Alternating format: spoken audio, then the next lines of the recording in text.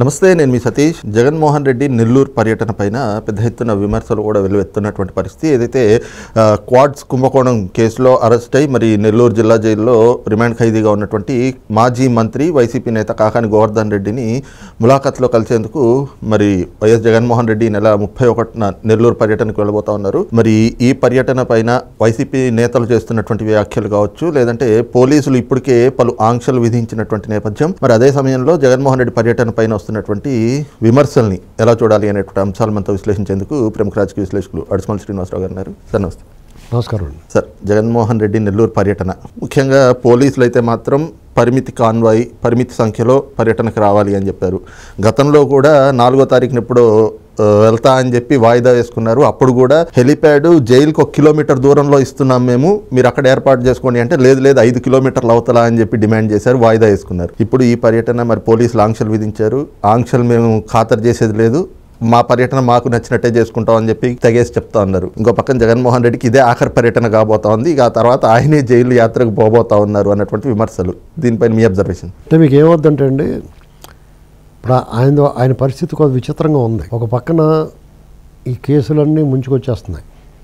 మద్యం కేసు అనేటువంటిది కొండ చెలవలా చుట్టేసుకుంటుందని అనకొండ అంటారు కదా, అనకొండలా చుట్టేసుకుంటుంది. ఇప్పుడు ఏ కట్ల పావులో కాలు చుట్టుకుంది అనుకోండి, ఇసిరేసి కాలు ఇదిలించుకుంటూ పోద్ది వానకట్లు అయితే. ఈ అనకొండ పైనుంచి కింద చుట్టేసుకున్నట్టు బిగిచ్చేస్తుంది అది.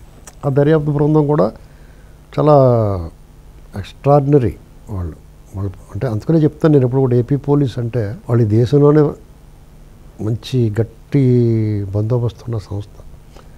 వాళ్ళు ఇలాంటి వాళ్ళు కొంతమంది ఈ సీతారామాంజలి ఇలాంటి వాళ్ళు అందరూ చెడగొట్టేశారు, కానీ పేరు చెడు పేరు తెచ్చారు. కానీ మామూలుగా అయితే ఏపీ పోలీసు మంచి పేరు ఉంది దేశంలో.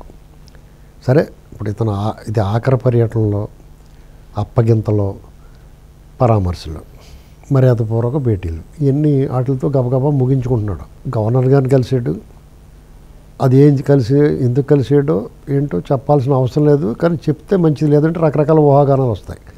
సాధారణంగా ప్రతిపక్ష నేతలు కానీ అధికారంగా ముఖ్యమంత్రులు కానీ కలుస్తారు. ఎవరో కలవడానికి తప్పట్టకూడదు, ఎందుకంటే మర్యాదపూర్వకంగా కలిసి ఉండొచ్చు. కానీ ఇతను ఈ భేటీ, ఈ కలయిక రకరకాల చర్చలకు తావిచ్చింది. ఎందుకంటే ఇతను అరెస్టు రేపో మాపో అన్న టైము, లిక్కర్ స్కాము, ముఖ్యమంత్రిగా 17A పర్మిషన్ తీసుకోవాలనేటువంటిది చంద్రబాబు గారు అరెస్ట్ అప్పుడు బయటకు వచ్చింది. అప్పటి వరకు చాలామంది తెలియదు, అది టకాల మీద ఎత్తుకెళ్ళిపోవటమే. కానీ ఇప్పుడు ఢిల్లీ ముఖ్యమంత్రిని వాళ్ళని తీసుకెళ్ళిపోయారు కదా, ఇప్పుడు వాళ్ళు పర్మిషన్ తీసుకున్నారో లేదో తెలియదు. ఇలాగ చూసుకుంటే ఇప్పుడు 17A అనేటువంటిది కోల్డ్ స్టోరేజ్లో ఉంది. వీళ్ళు ఎత్తుకెళ్ళిపోయినా పర్లేదు. అర్థమైంది మీకు? 17A అమలు చేయాలా, అది అమలు అవుద్దా లేదా అనేటువంటిది ఇంకా తేలలేదు. 53 రోజుల పాటు జైల్లో ఉన్నాడు చంద్రబాబు నాయుడు గారు. 17A అప్లై అవుద్ది అనుకున్నప్పుడు ఆ ఆర్డర్లు ఇచ్చిన వాళ్ళందరినీ ఏం చేయాలో చూసుకోవాలి. ఏంటంటే వాళ్ళు అంశంసిస్తారా, మరి ఇవన్నీ తెలియకుండా మీరు ఎందుకు చేశారని చెప్పేసి అంటారా చూడాలి. ఇప్పుడు జగన్మోహన్ రెడ్డి గారు ఒకవేళ 17A విషయం తేలలేదనుకోండి, ఇతను ఎత్తుకెళ్ళినా కానీ ఆవిడే బాధపడరు, పెద్ద ఇబ్బంది ఏమి ఉండదు. రిమాండ్ లాగా ఉంటుంది. చంద్రబాబు నాయుడు క్రాష్కి వెళ్ళాడు, అసలు నేను తప్పే చేయలేదని. ఇతను అలాగంటాం కుదరదు, ఎందుకంటే కళ్ళ ముందు కనపడుతూ ఉంటాయి నేను ఆధారాలు, ప్రాథమిక ఆధారాలు ఉన్నాయి కాబట్టి ఇప్పుడు వరకు వాళ్ళు బెయిల్ రావట్లేదు, బెయిల్ కొట్టేస్తున్నారు పిటిషన్. ఇంకోటంటే పర్యటనలో నెల్లూరు జైల్లో కాకాని గోవర్ధన్ రెడ్డిని, ఆన్ ది వేలో ప్రసన్న కుమార్ని. కాకాని గోవర్ధన్ రెడ్డి లేకపోతే ప్రసన్న కుమార్ రెడ్డి ఇంతకుముందు ఇతను పరామర్శకు వెళ్ళిన వాళ్ళు ఎవరో కూడా దేశభక్తులు, దేశ నాయకులు ఏం కాదు, స్వాతంత్ర పోరాటం చేసిన వాళ్ళు అందరూ కాదు. వీళ్ళ పార్టీకి సంబంధించి ఈ పార్టీలో ఉంటా, ప్రభుత్వంలో ఉంటా ప్రజాద్రోహం చేసినాడు. అలాగే ప్రసన్న కుమార్ అనేక సార్లు ఇంతకుముందు నోటుకు వచ్చినట్టు మాట్లాడాడు. మొన్న ఈ మధ్యన రీసెంట్గా కూడా చంద్రబాబు నాయుడు గారు అన్నీ మాట్లాడాడు. ఇక అతను పరాకాష్ట పాపం పడినట్టుగా ఆవిడ మాట్లాడాడు. అందులో కేసు పెట్టారు. కోర్టులు కఠిన చర్యలు తీసుకోకుండా ఇంటికాడ నుంచి విచారించండి అన్నట్టుగా వాళ్ళకి ఏదో వెసులుబాటు ఇచ్చారు. దర్యాప్తు సహకరించమన్నారు. ఇప్పుడు ఆయన పరామర్శకు వెళ్తాడు. ఏమని చేస్తాడు? బాధిట్టేమని చెప్తాడా? వాళ్ళు ఇల్లు ధ్వంసం చేసిన దానికి పరామర్శ చేయొచ్చు. ఇప్పుడు బీపీ వచ్చిందేమో వాళ్ళకి. ఇప్పుడు అతను ఇష్టమైనట్టు మాట్లాడితే ఆ నాయకులకి అభిమానులు ఉంటారు కదా, ఆవిడకి అభిమానులు, ఆవిడ కార్యకర్తలు, ఆయన ఉంటారు కదా. పైగా వాళ్ళు ఏం చెప్తున్నారు, మాకేం సంబంధం లేదు, ఇది ఇతను సింపతి కోసం అతని ఇల్లు అతనే ధ్వంసం చేసుకుంటామని చెప్తున్నారు వాళ్ళు. నాకు ఎందుకో కానీ ప్రశాంతి గారి మాటలే నమ్మాలనిపిస్తుంది. అంటే ఏదో వీళ్ళ మీద కోపంతో అని కాదు, ఆవిడ చాలా డెలిబరేట్గా, చాలా స్వచ్ఛంగా, ఓపెన్గా మాట్లాడుతున్నారు. ఆవిడ ఎలాంటి పరిస్థితుల్లో ఎలాంటి నిర్ణయాలు తీసుకున్నదనేటువంటి ప్రజలతో షేర్ చేసుకున్నారు. జీవితంలో చాటుమాటు ఎవరం లేదు, సీక్రెసీ లేదు, ఓపెన్గా చెప్పారు, ప్రజలను ఒప్పించుకున్నారు. చాలా లైన్ హార్టెడ్, చాలా మంచి ఇది ఉండాలి, ధైర్యం ఉండాలి చెప్పడానికి. అటువంటి వాళ్ళు పట్టుకుని ఇతను చాలా నీచంగా మాట్లాడాడు. ఆ విషయంలో జగన్మోహన్ రెడ్డి అతను బాయ్కట్ చేయాలి. అసలు నువ్వు ఇలాంటి మాటలు ఎందుకు మాట్లాడేవని. అలాంటిది తిరిగి అతను పరామర్శించి నువ్వు ఇంకా మాట్లాడనట్టు కదా, ఎంకరేజ్ చేస్తున్నాడు కదా. అంటే నువ్వు ఆడవాళ్ళ పట్ల, పెద్దల పట్ల, ఇతర కులాల పట్ల, సామాజిక వర్గాల పట్ల నీచంగా మాట్లాడమని నువ్వే ప్రోత్సహిస్తున్నావు. నిన్ను ఎందుకు ఎంచుకుంటారు, మళ్ళీ వస్తారని సిగ్గు లేకుండా అలా చెప్తున్నాడు అతను.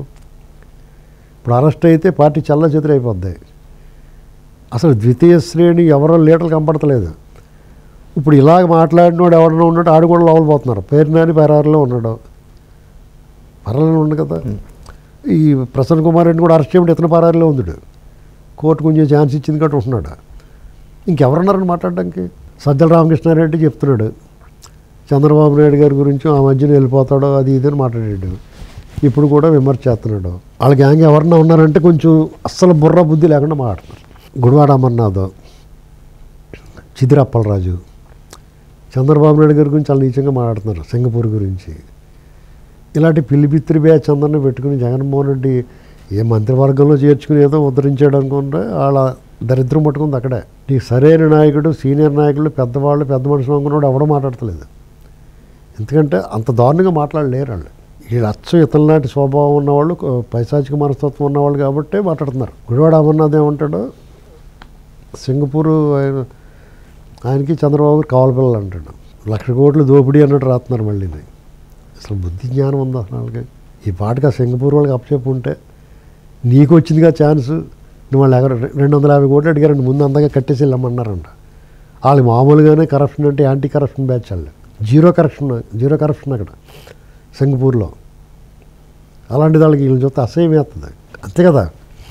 ఇప్పుడు పరిశుభ్రంగా ఉండి మీరు శుభ్రంగా చేదస్తంగా ఓసీడీ ఉన్న వాళ్ళకి ఎవడన్నా ఒంటి నిండా దుమ్ము ధూళి సిరాకు తల దూకోకుండా వచ్చి ఎలా కౌలించేసుకుంటే ఎలా ఉంటుంది? అంత సిరాకు వచ్చింది వాళ్ళకి. వాళ్ళు పోయారు. ఇప్పుడు వాళ్ళ మీద అక్కసు. ఇప్పుడు చంద్రబాబు నాయుడు గారు వీళ్ళ బతుకంతా కూడా రాష్ట్రం ఇప్పుడు తెలంగాణ ఉందండి. తెలంగాణకు సంబంధించిన విషయంలో, తెలంగాణకు నష్టం జరిగే విషయంలో తెలంగాణ సమాజం అంతా ఏకమవుతారు. పార్టీ నాయకులందరూ ఒకే మాట మాట్లాడతారు, ఏ పార్టీలో ఉన్నా సరే. ఆ దరిద్రం ఏంటో ఆంధ్రప్రదేశ్కి వచ్చినట్టు ఈ రాజశేఖర రెడ్డి కుటుంబం, ఈ జగన్మోహన్ రెడ్డి వాళ్ళ పాలన పడిందండి రాష్ట్రం. దానికి తగ్గట్టుగా ఈ శర్మన్న వైజాగ్ కూడా ఒకడో, ఈయన సోమనాథ్రి గారు ఒకడో, వీళ్ళు ఏం మాట్లాడుతున్నారో వాళ్ళకి తెలియదు. లులు మాల వస్తుంటే స్థలం ఇచ్చేయారు, మీ భాగస్వామ్యాన్ని ఇచ్చేయారని బాధపడుతున్నారేంటి? రాష్ట్రం అభివృద్ధి చెందొద్దా? దానికి అభివృద్ధికి ఆటంకాలు సృష్టించి ఈ బ్యాచ్ అందరూ జగన్మోహన్ రెడ్డిని చూసి చేసిన అన్నాళ్ళు వీళ్ళు నోరు మూసుకూర్చున్నారు. రాష్ట్రాన్ని దోపిడీ చేస్తుంటే వీళ్ళు నోట్లో ఏం పెట్టుకున్నారో అర్థం అవట్లా. ఇలాంటి వాళ్ళందరూ చూసుకుని అతను అలా చేశాడు. కాబట్టి ఏమైనా ఆఖరి పర్యటన అండి.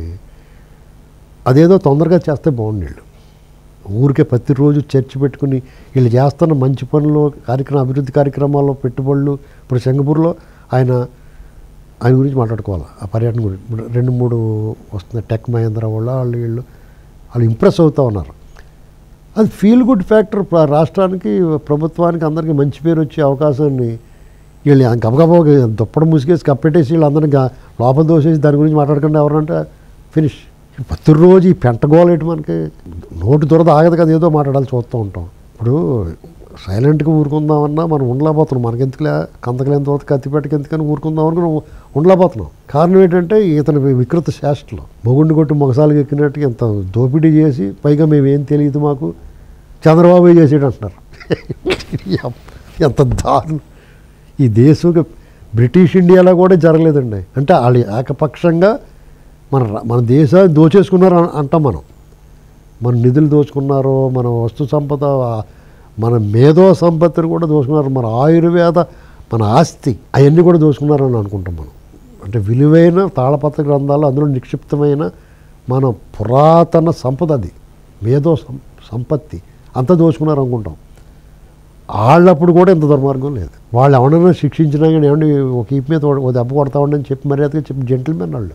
మనకు అంత దుర్మార్గం ఉంటే ఆ కోర్టులు న్యాయస్థానాల్లో మరి టంగుటూరి ప్రకాశం పంతులు గారు, డాక్టర్ బిఆర్ అంబేద్కర్ గారు అంత పేరెంత తెచ్చుకుంటారు. లాయర్లుగా, అడ్వకేట్లుగా, వకీళ్ళుగా చాలామంది గొప్పవాళ్ళు ఉన్నారు. వకీళ్ళు మనవాళ్ళు ఆ కేసులు నెగ్గిన వాళ్ళు ఉన్నారు. తీర్పులు అనుకూలంగా వచ్చినాయి, భారతీయులకు అనుకూలంగా.